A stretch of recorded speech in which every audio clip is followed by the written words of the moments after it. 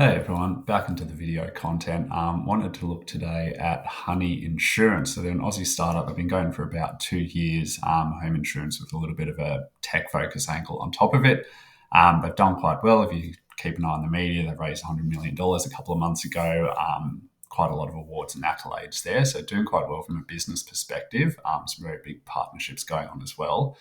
From an SEO perspective, they've been having a pretty good run of it over the last couple of years. DR of 47, 350 backlinks, a couple thousand of organic keywords they're ranking for.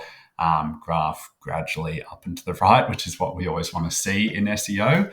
In terms of those backlinks as well, again, it's quite good quality stuff that they're getting. They're mentioned on the aggregators, the Mozos, the Finders, some related, sort of partner companies, AGL, BOQ that they're working with. Profiles of the founder, entrepreneur of the year, startup summit, Crunch-based profiles. Again, all this stuff, TechCrunch is really, really solid links for a startup to get and to help cement authority and reputation within the market. If we take a look at the keywords that they're ranking for, you can see at the top there's obviously a lot of branded terms. Add up all of those, there's maybe 15,000 or so searches a month for Honey Insurance or some sort of variations of that, which again shows the strength in the brand that they've built in market in driving that branded search demand.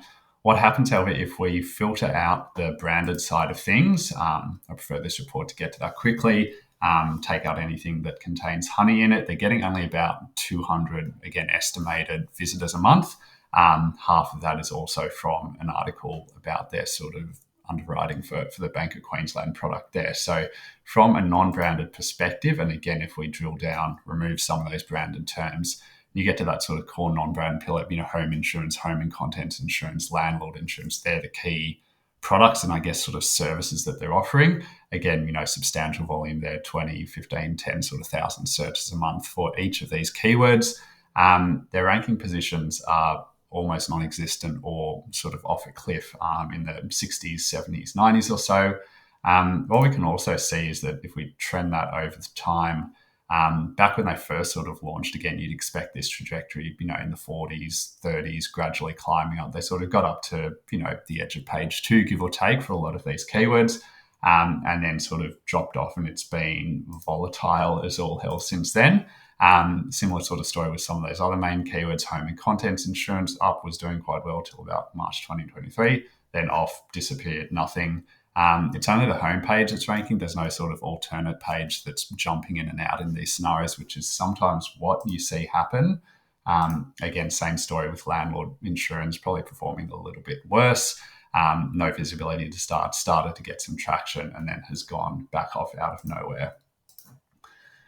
What you could make the case and argue for is say, okay, well, they're still new. They're up against, the big players, the NRMAs, the QBEs, the AMIs, who've got, DRs of 60s, 70s, tens of thousands of backlinks overall. They've been going at it for years. I don't like using just DR as the sole metric to look at here. And you can, cherry pick and look at a few that are lower in the 50s, the 40s and 30s and say, okay, well, Honey should easily be within that realm, if not higher. Part of what I think this might stem from, and if you take a look at their site, what they've done is they've gone for an approach that's very much audience-based versus keyword-based. Home insurance up here, drop down, homeowners, renters, landlords. It's very much, who are you? What's your intent? What are you looking for?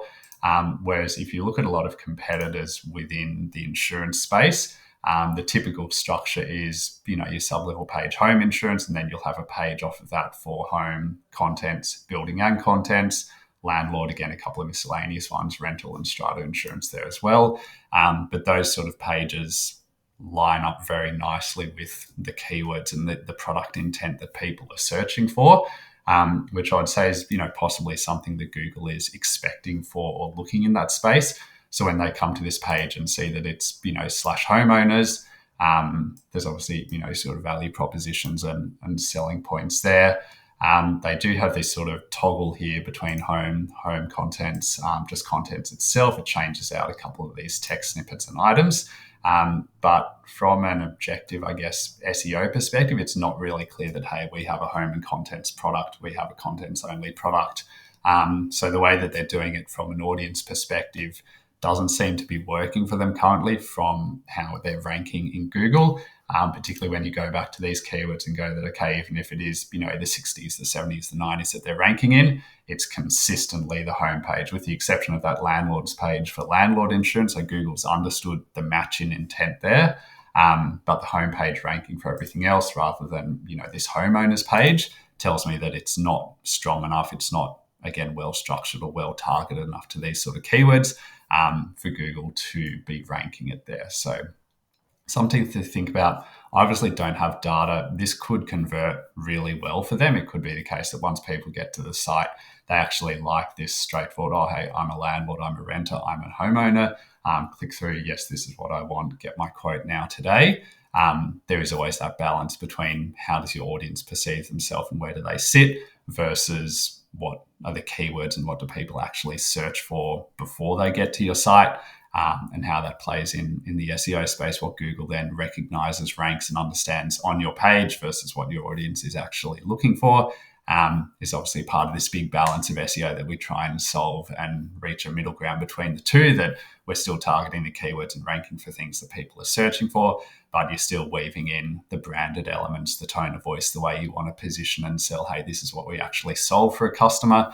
Rather than just trying to keyword stuff and make everything really, really jammed in there. So, yeah, thought that was interesting. Thought I'd share that. Let me know your thoughts on this.